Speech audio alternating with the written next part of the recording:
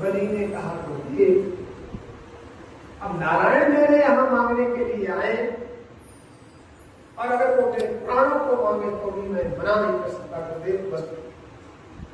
अब गुरु ने तो हित की बात है, गुरु ने कहा रे मूर्खानंद, विद्वान व्यक्ति को चाहिए ढंग के अपने भावों को विभाजित करे, एक भविष्य के लिए, एक राज्य के लिए, एक वर्तमान खर्च के लिए, एक गरीब दीदी सेवा के लिए भाव को बुलंद करके करेंगे। और ये जो ब्रह्मचारी तुझे दिखाई देता वो साधारण ब्रह्मचारी नहीं है, ये तो विष्णु है, महामाया भी है, महाचरिया है, तू देने से मना करते। तो महाराज बलि ने कहा नहीं, वो कोई मांगने आए, मेरे प्राणों को मांगे, यज्ञ में स्थान में बैठा हूं तो दे देना। क्रोधित होकर के शुक्राचार्य ने कहा तूने गुरु की बात नहीं मानी तो निश्चित ही शीघ्र तू अपने सारे ऐसे से गए। महाराज फिर क्या, गुरु नाराज हो, अब क्या करें? गुरु नाराज घबरा हो, संकल्प किया तो सोचा बाबा ने कि क्या करे, संकल्प ही रोक दे। यहाँ तो नहीं किसी अन्य प्राणों ने देखा कि वो कौन जिससे जल गिरा था संकल्प का, उसने शुक्राचार्य छोटा रूप बना के रोक दिया। भगवान ने कहा इसमें सीख डालो, तो सीख डाली है, शुक्राचार्य आंख से देख रहे थे। ये शुक्राचार्य कैसे है, एक आंख वाले। कई लोग रहे, कोई दान धर्म पुण्य करे, कोई योग के, तो वो शुक्राचार्य की तरह खुलवाता संकल्प पुनः किया गया। महाराज संकल्प करने के बाद फिर क्या था, भगवान ने अपना एक पैर को बढ़ाया, ब्रह्मा जी बैठे थे, ब्रह्मा जल्दी से कमंडल में जल निकाला, उसको धो करके अपने कमंडल में भगवान के अंश भाग को रख दिया। और वही क्या है, वही मामला ब्रह्मा के कमंडल में रहने वाली भगवती परमात्मा का। दूसरा पाताल को छोड़ के नीचे चला गया, पाताल गंगा के रूप में भगवान का दूसरा पैर नीचे चला गया। दो पैरों में भगवान के 14 पुत्र को, बड़ी बड़ा प्रतापी राजा था, सर्वशक्तिमान राजा था। भगवान ने कहा पदम तृतीयम, ये राजन तीसरा पैर है, उसको पूरा करो, नहीं तो इसे नर्क में डालो। अब बलि तारा हाथ जोड़, भगवान ने कहा बांधो करो इसको रस्सी से, बलि को रस्सी से करो से मारो इसको कृषि करो। तब महाराज दंड करने लगे, भगवान के परम हाथ पर प्रहलाद आ गए। जैसे ही भगवान ने प्रहलाद को देखा, क्योंकि भगवान प्रहलाद से बड़े घड़ी है, बलि को बलि खड़ा। अरे तू अपने को बड़ा दान की, बड़ा प्रतापी समझता है, बहुत बड़ा दानी हूँ, तीसरा पैर पूरा कर, लेकिन तेरे सारे लोग सारे पुण्यों को तमाम करो, अनंत काल तक नरक में रहेगा। बलि ने कहा प्रभु आप समर्थ हैं, आप सब कुछ कर सकते हैं, आपके लिए संसार में कुछ कर तुम अकर्तुम अन्यथा व कर्तुम समर्था प्रभु आप सब कुछ कर सकते हैं। अब मेरे ऊपर कृपा करें, मेरे शरीर को ही तृतीय पद के रूप में प्रभु नाम करें, ताकि मेरा पुण्य छीन हो। अच्छा ऐसा काले बलि ने भगवान ने थोड़ा सा अपना रूप बना लिया, बलि के मस्तिष्क पर रखा, सर पर रखा, मानो तीसरा पैर भी भगवान ने उठाया। जब 3 पद में इस तरह नाम लिया तो भगवान फिर मुस्कुराए। भगवान ने कहा हे राजन बलि, इस संसार में जब भी धानियों की चर्चा होगी सदा तेरा नाम लिया जाएगा। तेरे गुरु ने तुझे बहुत समझाया, कहा विष्णु है, छलिया है, लेकिन आश्चर्य है फिर भी तूने देने से मना। बलि जैसा काम संसार में कहा, दाता 10 सहस्रेषु, हजारों लोगों में कोई वीर होता, योद्धा होता, लेकिन 10 सहस्र लोगों में कोई दाता होता है। एक व्यक्ति से स्टार्ट करें के साथ जिंदगी में भक्ति बात के आपको का महाराज घर में पूछूंगा। अब घर में पूछने का समझ आते हो, घर से पत्नी से पूछी, पत्नी का आत्मा के चक्कर पड़ गए, एक आत्मा धर्म के। वैसे अर्धांगिनी को कहा गया है धर्म पत्नी, क्या कहते हैं धर्मपत्नी का कर्तव्य है कि पति को धर्म में नियोजित करे, लगाए। और पति अगर दान धर्म करे, पत्नी रोके, तो वो धर्मपत्नी नहीं, लोक पत्नी है। अगर पति दान धर्म करता है और पत्नी रोकती है, तो वो धर्मपत्नी नहीं हुई। धर्मपत्नी वो है जो अपने पति को धर्म में लगाए, वो नहीं धर्म में लगाए। लेकिन ऐसी पत्नियां बहुत कम होती हैं। हमने ये देखा तो पत्नी एक उदार होता है, एक कंजूस। बहुत लोगों को देखा, दोनों उदार हो कभी देखा जाता, दोनों में एक उदार होगा, एक कंजूस होगा। कई बार तो ऐसे दोनों ही कंजूस हो, पति भी मर्जे हो और तो पत्नी हो, तो बिल्कुल नहीं एक फायदा लगाएगा। पति ने पत्नी, अब मैं किसी का नाम नहीं लूंगा, कई माताएं बहुत अमीर घर की आती है और वो जब चावल लेती नहीं आती, पूरी लेके आती है, तो क्या उदाहरण, बहुत अमीर घर की। हमने कहा देखो माताओं कितनी उदार। एक माता बहुत पुरानी घटना सुनाए, तो वो भिक्षा मांगने हमारे साथ से मैं जाता, आपको मांगना नहीं आता, वो गए नारायण हरि, नारायण हरि। मैं रोके क्या भिक्षा दे ही तुम्हारे भाप रख गया, तुम्हारी भिक्षा दे। वो महात्मा भी पुराने थे थोड़े, उन्होंने कहा माता तुम तो मंदिर जाए पूजा करते, तो क्या हुआ? तू तो कह रहे सच्चा भक्ति बढ़ाओ संतों की सेवा। वहां तो आरती करके आई संतों की सेवा, मंदिर में बोल नहीं, घर में बोल रही। आरती कहाँ की जाती है? और श्रद्धा भक्ति बढ़ाओ संतों की सेवा मंदिर में भी, घर में, मंदिर में बोला जाए। उन्होंने कहा वो आरती में मंदिर में करती हूँ, घर में नहीं करती हूँ। आओ महात्मा यहाँ भैया, आरती मंदिर में करो चाहे घर में करो, लेकिन बात तो बात वही है, श्रद्धा करता हूँ संतों की सेवा। बहुत कठिन है दान करना। दान मनुष्य का प्रकृत धर्म है, मनुष्य व्यर्थ करता है, एक बार उसको अपना सब कुछ देना पड़ता है। दान मनुष्य का प्रकृत धर्म है, मनुष्य व्यर्थ करता है। और राम नाम सत्य हुई और सब। एक व्यक्ति को मैं जानता हूं, उसके संतान नहीं है, पत्नी थी, उसकी डेथ हो गई और पैसा बैंक के लेता हूं सरकारी ऑफिस से। मैंने उसका किसी का मिल जाती है 80,000 रुपये। तो मैंने कहा गरीबों की देश की समाज राष्ट्र की सेवा किया हमारा, हम सेवा ही कर रहे हैं। हम मर जाएंगे बैंक में पैसा जमा हुआ कर सरकार के काम आए, ये सेवा हुई।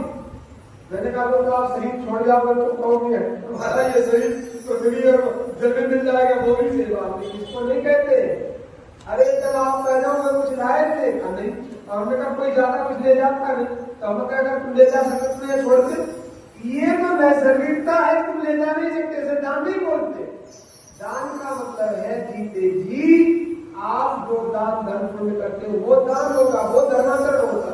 अब आप सोचो कि मेरे पास करोड़ों की संपत्ति है और मर जाएंगे, मेरे घर में बड़ा सरकार देगी आपको ये जगह दान हो जाए, बिल्कुल गलत बात है, ऐसा थोड़ी दान होता। हमारे इतने करोड़ों दिन हो गए, 12 वर्ष से जीते रहे। तो दान उसको कहते हैं, पुण्य उसको कहते हैं जो आप जीते जी करते हैं।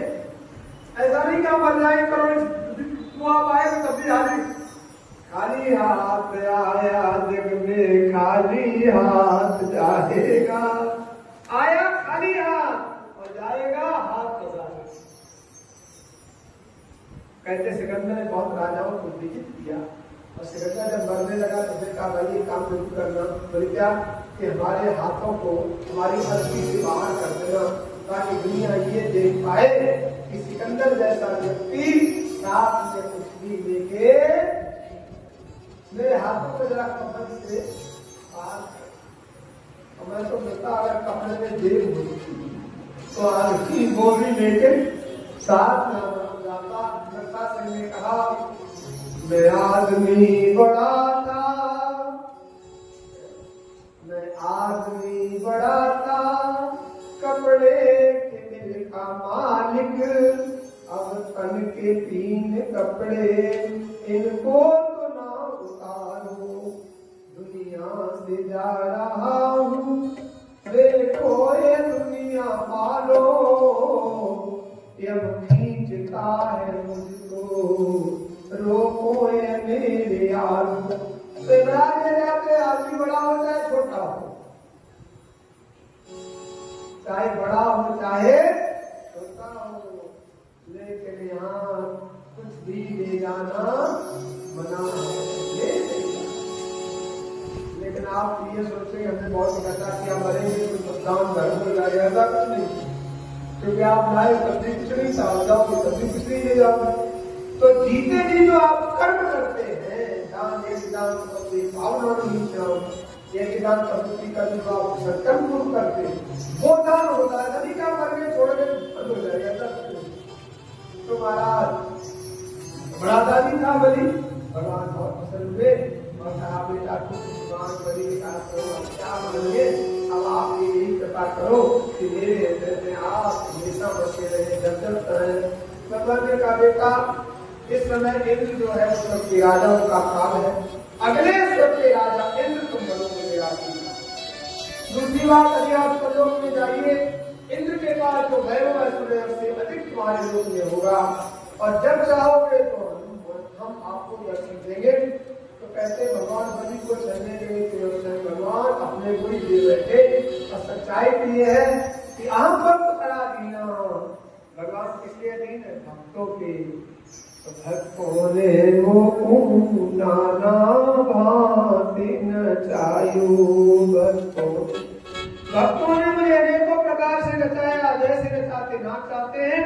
तो बलि के अधीन होकर के भगवान ने स्वयं महाप्रलोक में रहते हैं, और जब ये देखता है तो महाराज वहां पर भगवान प्रकट हो जाते हैं। इसी तरह से भगवान ने और अवतार लिया था, मत्स्य अवतार। महाराज दो ब्रह्मणादि की रक्षा करने के लिए भगवान हिंदू में अवतार लेते। साधे मनु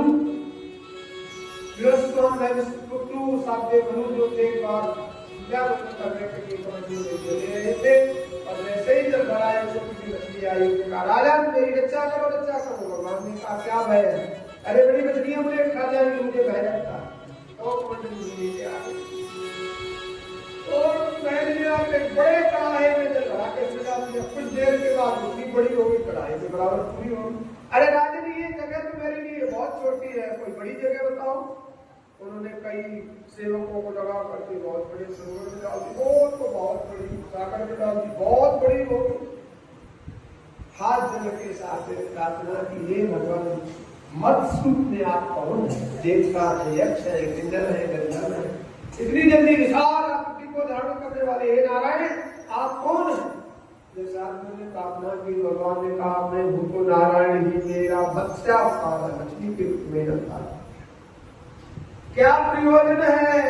भगवान ने कहा आपके साथ में दिन भयंकर मूसलाधार वर्षा होगी, वृष्टि होती रहेगी, सारी पृथ्वी जलमग्न हो जाएगी, कोई कुछ नहीं बचेगा। राजन तुम इस बड़ी नौका को बनाओ, खंड प्रलय का काल है, और बड़ी नौका में धान बीज करो, सब्जियों को बैठा लो। मैं बड़ी मत्स्य के रूप में आएंगे और मेरे सिंह से नाव को बांधो, तुम्हारी रक्षा। उस खंड प्रलय में भगवान ने मत्स्य अवतार ग्रहण किया, अपनी पत्नी को लेकर साथ वहां बैठे हैं, सप्तऋषि बैठे बलिदान देकर के, और भयंकर वर्षा से पूरी पृथ्वी जलमग्न हो गई।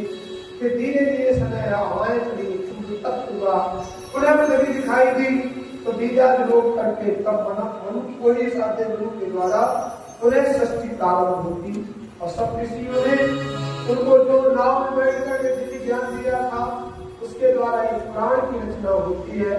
उस पुराण का नाम है मत्स्य पुराण।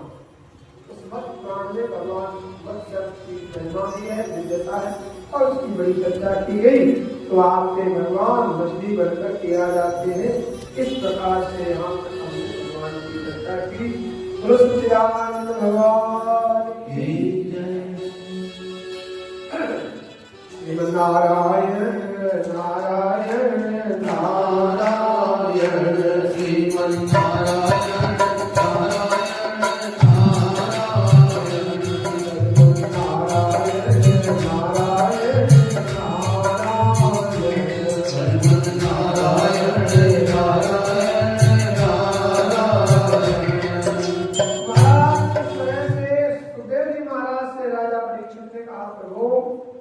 मनवंतराणि से मानिने लीज्ञस्य हरे तत्प्रकृतानित। आपने मंत्रों की चर्चा की, आपने कई अवतारों की चर्चा की।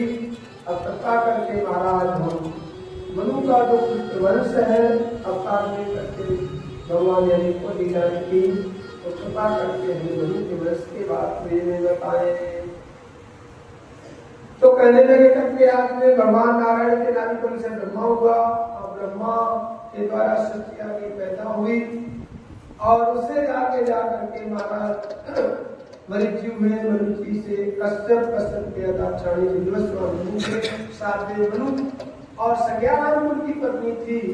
उससे उन्होंने सोचा कि एक पुत्र पैदा हो जाए। अब उन्होंने यज्ञ किया, आहुति दी। तो रानी ने कहा वशिष्ठ जी से, होता से कहा कि मुझे बेटा नहीं बेटी चाहिए। वैसे मुझे आश्चर्य होता है कि किसी भी कथा में ये पहली घटना है कि रानी ने कहा मुझे बेटी चाहिए। प्राय स्त्रियां कोई नहीं चाहती पहली संतान बेटी, सब चाहती बेटा हो बेटा। अब उसने जाके कान में कह दिया सत्ता ने कि हमें तो बेटी चाहिए। होता ने आहुति दे दी, पैदा हुआ जब देखा मोला नाम की कन्या पैदा हो गई। अरे मनु गए वशिष्ठ ने कहा कि महाराज हमने बेटा पुत्र काम के लिए किया, बेटी कहां से आ गई? अच्छा बेटी हुई कहा? ध्यान नेत्र बंद करके देखा तो अरे होता ने गलत संकल्प किया, बेटी का संकल्प किया। कोई बात नहीं, हमें सिर्फ बेटी को बेटा बना। अब महाराज उन्होंने नारायण की स्त्री की गुरु वशिष्ठ ने, और परिणाम क्या हुआ कि वो इला जो थी बेटा बन गई। क्या बन गई? पहले बेटी फिर बेटा, उसका नाम कर दिया शुद्ध। एक बार की बात में राजकुमार थोड़ा बड़ा हो गया, शिकार खेलने के लिए मंत्रियों के बच्चों के साथ सेनापति के साथ गया। ऐसे प्रदेश में गया जहां भगवान कृष्ण पार्वती एकांत में मिला करते थे, उस क्षेत्र में निषिद्ध क्षेत्र। एक बार इसी लोग भगवान शंकर के दर्शन करने पहुंचे। पार्वती वस्त्रादि कम थे, जैसे पर देख क्रोध आ गया, महात्मा कभी भी आ सकते। अब भगवान शंकर ने पार्वती को खुश करने के लिए कह दिया बिना बताए अचानक कोई भी इस क्षेत्र में आएगा बनने वो स्त्री कोई को प्राप्त होगा। बेचारे इसको पता नहीं था। सुजमनी मंत्री आदि के सबको लेकर वहां गया। जैसे ही अंदर गया घोड़े थे घोड़ी बन गए, और राजकुमार और मंत्री के बेटे सबके सब स्त्री हुई को प्राप्त। अब बड़ा दुखी हो गया। हाथ मेरा परिवार की बेटी से बेटा, बेटे से बेटी बनी। अब लज्जा के मारे बाकी लोग तो चले गए, वो नहीं गया। बिना के रूप में प्रकट होने वाला सुजमनी नहीं गया। चंद्र के पुत्र बुध जो थे वहीं बैठे हुए तप कर रहे थे, उनके पास गया। चंद्र अत्यंत सुंदर थे, एक दूसरे से वो देखा है, वहां थे, उसका प्रश्न प्रेम हुआ। उससे पुत्र उत्पन्न होता है, जिस पुत्र का नाम होता है पुररवा, बड़ा तेजस्वी हुआ। कहते ये पुररवा सूर्य और चंद्र दोनों वंशों की संतान था, क्योंकि ये इला जो थी वो सूर्य वंश की थी और बुध चंद्र पुत्र थे। तो पुररवा जो राजा होते चक्रवर्ती सम्राट, वो चंद्र और सूर्य वंश के निश्चित से होते। जब पुररवा पुत्र उत्पन्न हो गया, जगत में रहते हुए थे, एक दिन वो पता लगा अपने पिता के पास एक छोटा सा बेटा भी था।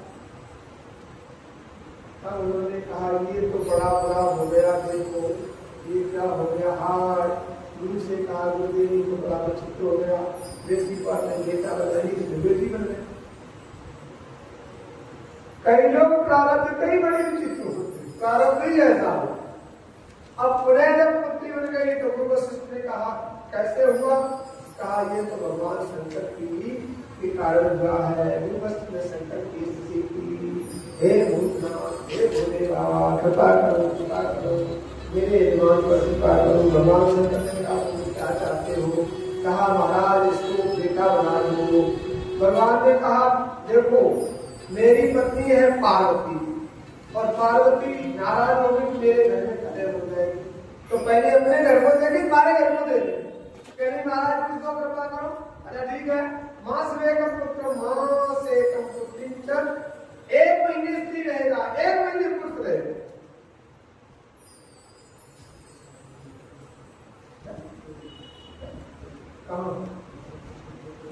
अपने के रावण को सारे के ही लग ये नहीं लगा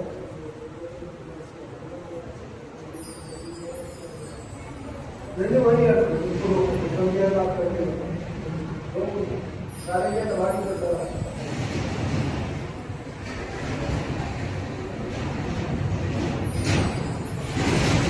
तो क्या हुआ महाराज कि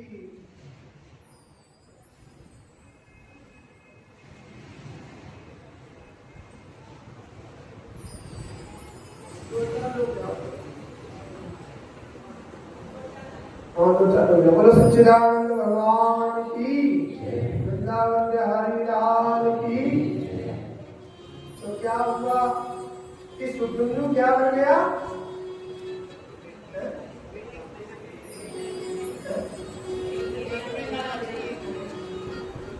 बेटी बन गई। अब भगवान शंकर की स्त्री की परिणाम क्या हुआ? भगवान ने कहा 1 महीने बेटा 1 महीने। ऐसे राजा को प्रजा ने सम्मानित नहीं किया। जो कभी राजा बने तो गद्दी पे बैठे स्त्री बन जाए छुपाया।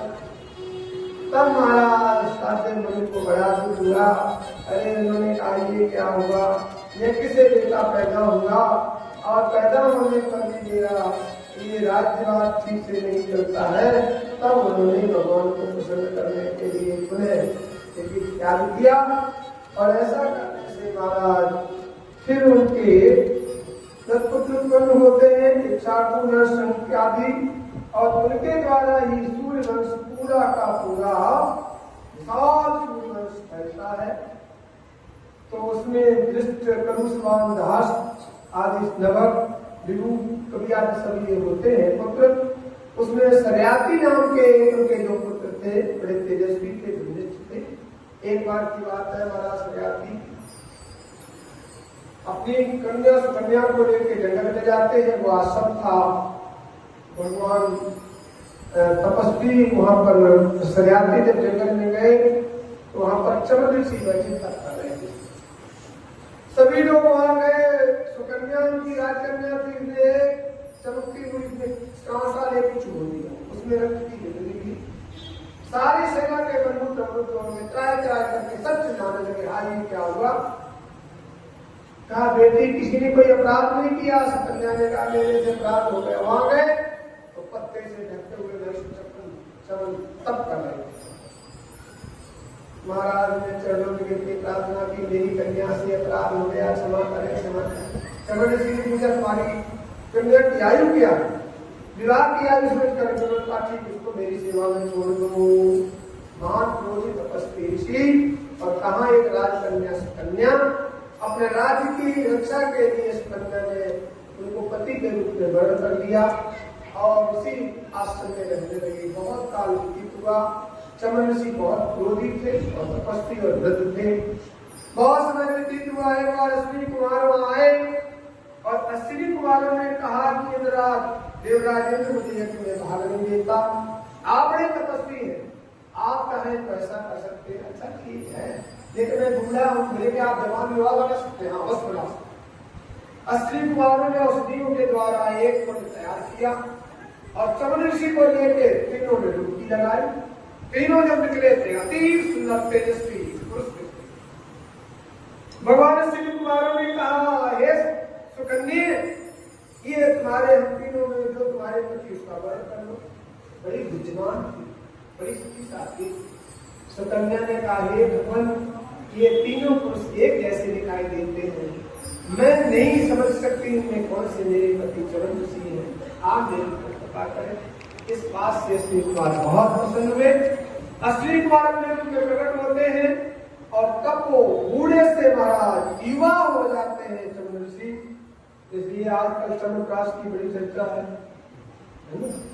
इस चमनप्राश खाने से आदमी बूढ़े से रोहिणी पुत्र भी कहे जाते और देवकी पुत्र कहे जाते। तो क्या एक पुत्र दो माताओं का कैसे हो सकता है? इस तरह से ये सारी कथा हमने बताए।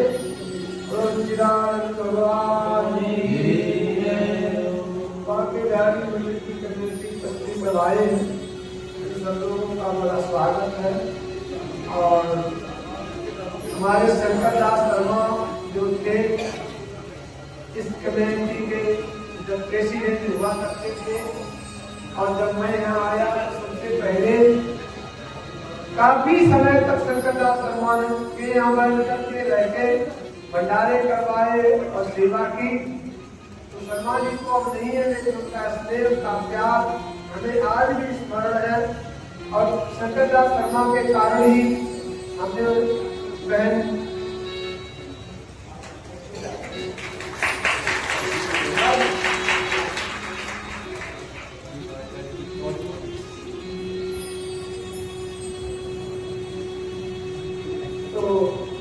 बांके बिहारी मंदिर कमेटी, और इन्होंने बांके बिहारी मंदिर में 4 चांद लगा दिए।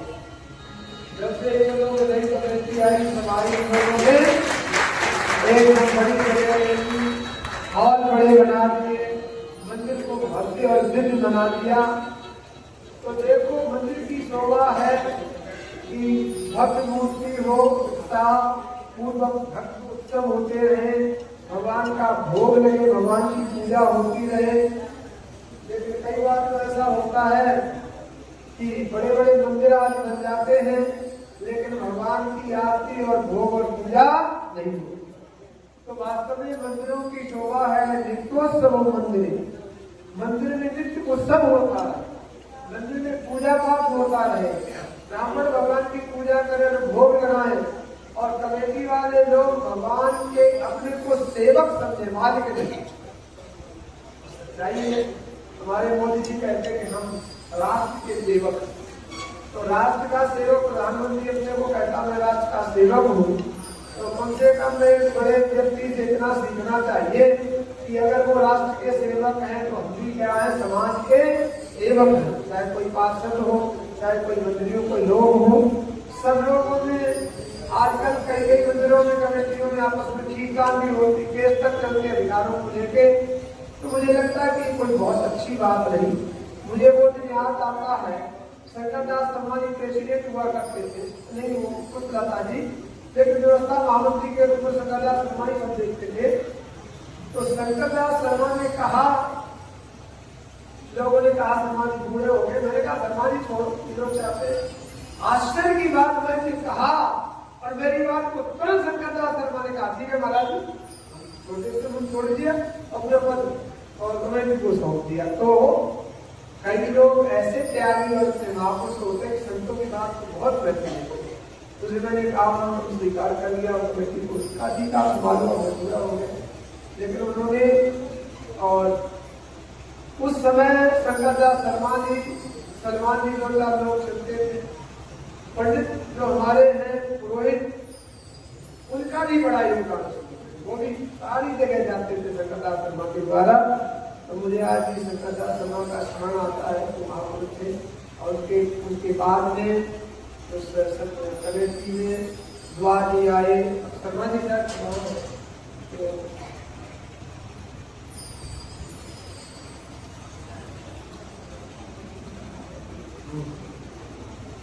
यहाँ भी इनके मंदिर में कथा होती, हमारे बाद ही हमेशा होती है। 25 अप्रैल के 3 मई को स्नान की आ रहे हैं वृंदावन से सर, वो कथा करेंगे। तो आप लोगों का सादर निमंत्रण है और आप कथा सुनने के लिए आए।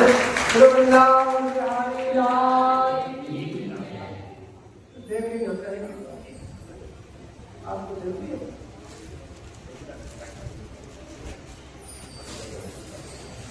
हमारे पास सब जो है जब रघुना जमा जाते हैं तो अपने कमेटी के खिलाफ ईमान दी, और यहाँ जो लोग बैठे निवेदन करेंगे उनका सम्मान करें। हमारे ट्रस्टी राजेंद्र को भी आए, नाम से वो भी आएंगे, और यहाँ पर बैठे हैं हमारे कैटरिंग कमेटी के मेंबर है, तो सारे मेंबर एक एक करके सम्मान करेंगे और जाएंगे। ध्यान नहीं करना।